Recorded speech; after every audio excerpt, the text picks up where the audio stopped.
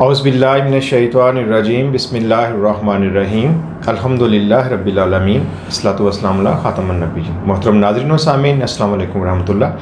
दारुल तिब के प्लेटफॉर्म से मैं हूं आपका मेज़बान प्रोफेसर हकीम तारिक अहमद।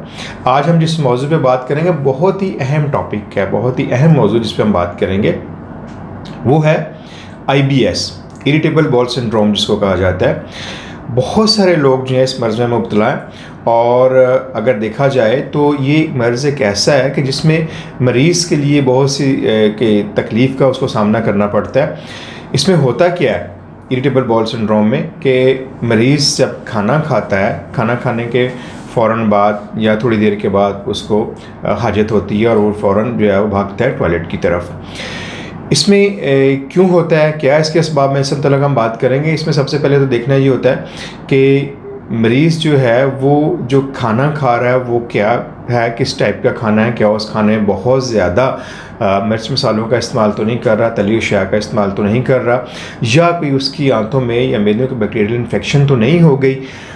और इसके साथ साथ ये भी हो सकता है कि उसकी आंतें जो हैं वो कमज़ोर हो गई हों और उसकी वजह से उसे फ़ौरन खाना खाने के बाद जो हाजत होना शुरू हो जाती है तो वो टॉयलेट की तरफ जाता है।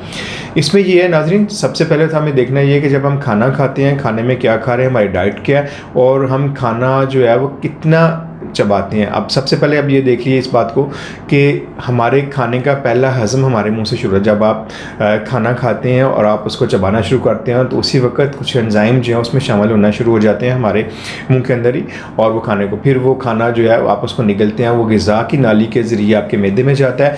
मैदे में आपके एसिड मौजूद होते हैं, वो उस खाने को हज़म करने में मदद देते हैं और वहाँ से खाना फिर निकल के आपकी छोटी आंत में जाता है जहाँ पे आपके विटामिन्स और मिनरल्स जो हैं वो वहाँ से हमारे हज़म होते हैं। छोटी आंत से निकले खाना फिर बड़ी आंत में जाता है और उसके बाद फिर कलून से हमारे जिस्म से खारिज हो जाता है।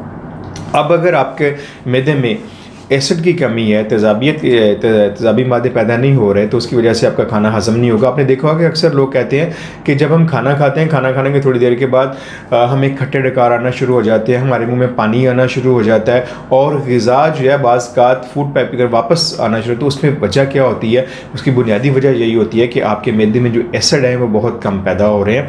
अगर आपके मैदे में एसिड सही मुनासिब मिक़दार में होंगे तो खाना आपका डाइजेस्ट हो जाएगा, अगर नहीं होंगे तो फिर खाना देर तक आपके मैदे में मौजूद रहेगा और वही फिर आपको तेज़ाबियत की शिकायत होगी, सीने में जलन होगी, मुंह में दाने निकल आते हैं, मुंह का जायका कड़वा हो जाता है, ज़बान पे छोटे छोटे से दाने बनना शुरू हो जाते हैं, आपके लिप्स के अंदर, होंठों के अंदर जो है वो दाने बनना शुरू हो जाते हैं। तो ये सारी की सारी चीज़ें जो है गैसेस पैदा होना शुरू हो जाती हैं। कभी इसमें कभी ऐसा होता है, कभी आपको कॉन्स्टिपेशन हो रही है, कभी आपको लूज मोशन शुरू हो जाते हैं।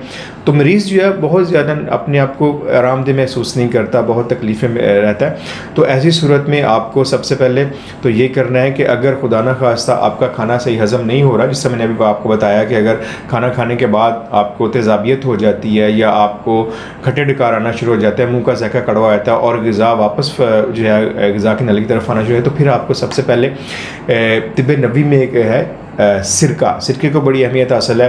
नबी करीम सल्लल्लाहु अलैहि वसल्लम ने सिरके को पसंद फरमाया और आपने सिरके को एक बेहतरीन सालन भी करार दिया।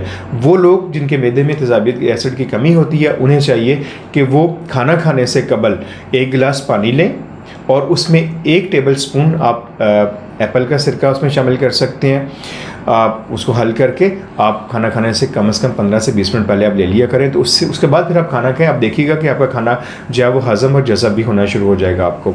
अब जब आपका खाना हज़म और जज़ब होगा, आप देखोगा कि ऐसे लोग जिनके IBS की प्रॉब्लम होती है वो बहुत कमज़ोर होती हैं, उनमें खून की कमी होती है, फटीक होती है, थकन हो जाती है, जिस्म में दर्द होना शुरू हो जाता है। तो उसकी वजह क्या होती है कि उनके जिस्म के अंदर वो ज़रूरी जो न्यूट्रिएंट हैं वो हज़म नहीं हो कर रहा होता जिस्म, जिसकी वजह से वो कमज़ोर होना शुरू हो जाते हैं। तो जो लोग जिनमें के मैदे में एसिड कम होते हैं वो इसको इस्तेमाल करें। अब हम आते हैं इस तरफ के बाद लोग कहते हैं जी कि हमें जो है कॉन्स्टिपेशन की शिकायत हो जाती है, कब्ज़ होती है, तो उसके लिए बेहतरीन नुस्खा जो है आप एलोवेरा जेल को ले सकते हैं। एलोवेरा जेल आप ले लीजिएगा, 2 से 3 टेबल स्पून आप उसके दिन में 1 दफ़ा 2 दफ़ा ले सकते हैं, उससे आपकी कब्ज़ ख़त्म हो जाएगी। ये भी अगर नहीं हो तो फिर आप थोड़ी सी आप ले सकते हैं इसबगोल साबुत आप ले लीजिए।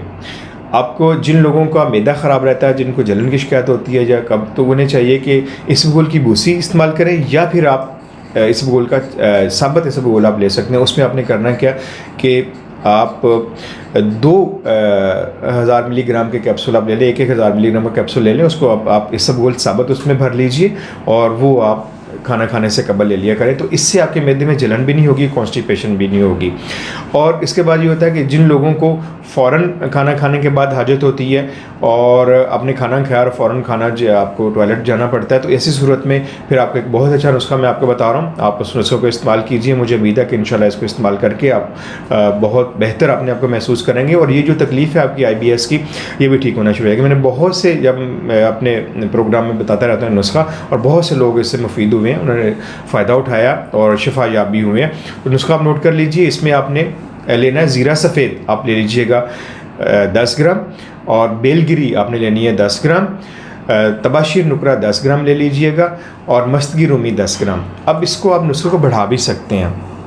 अब इसको 50-50 ग्राम में बराबर वज़न आप लेना, आप 50 ग्राम भी ले सकते हैं इसको। 50 ग्राम ज़ीरा सफ़ेद ले लें, 50 ग्राम आप तबाशीर नुकरा ले लें, 50 ग्राम बेलगिरी ले लीजिएगा, 50 ग्राम मस्तगी ले लें। इसमें आपने ज़ीरा सफ़ेद, बेलगिरी को और तबाशीर नुकरा को बारीक पीस लेना आपने अलहदा से तीनों को, और जो मस्तगी रूमी होती है उसको अगर आप खरल में डालते हैं और प्रेशर से आप उसको जब खरल करेंगे तो वो साथ चिपक जाएगी। उसको आपने बहुत ही लाइट से है, आपने प्रेशर नहीं ज़्यादा देना, वज़न हल्के से आपने ऐसे ऐसे उसको खरल करना है, तो वो बिल्कुल बारीक पाउडर हो जाएगा। उस पाउडर को फिर आप इन तीनों अशिया में मिक्स कर लीजिए। हर खाना खाने से पहले दिन में 3 दफ़ा, अगर नहीं ले सकते तो 2 दफ़ा ज़रूर ले लीजिएगा। सुबह और रात खाना खाने से पहले आप हाफ़ टी स्पून ले लें 30 मिनट कबल।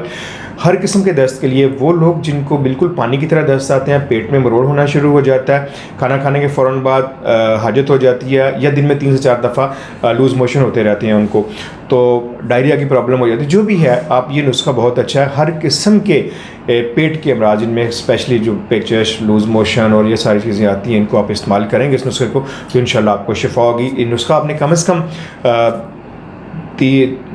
2 से 3 हफ्ते तक आपने इसको इस्तेमाल करना है मुकम्मल शफायाब होने के लिए।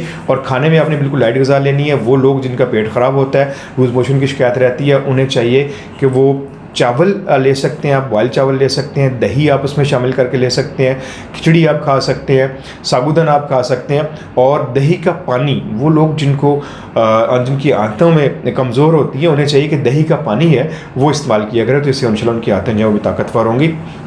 मुझे उम्मीद है कि आप इस नुस्खे को इस्तेमाल करके वो लोग जिस मर्ज़ में मुब्तला हैं इससे शिफायाब होंगे इंशाल्लाह, और अल्लाह ताला आपको शिफा दे। तो आप इस नुस्खे को और मज़ीद आगे लोगों तक पहुँचाएँ ताकि दूसरे लोग जो हैं जिस मर्ज़ में मुब्तला हैं वो भी इससे शिफायाब हों, और आपको भी दुआ मिले और भी दुआ मिलेगी इंशाल्लाह। तो मुझे उम्मीद है कि इंशाल्लाह आप इसको इस्तेमाल करके शिफायाब होंगे। अगले प्रोग्राम तक के लिए अपने मेज़बान प्रोफेसर हकीम तारिक अहमद को इजाज़त दीजिए। अल्लाह निगहबान।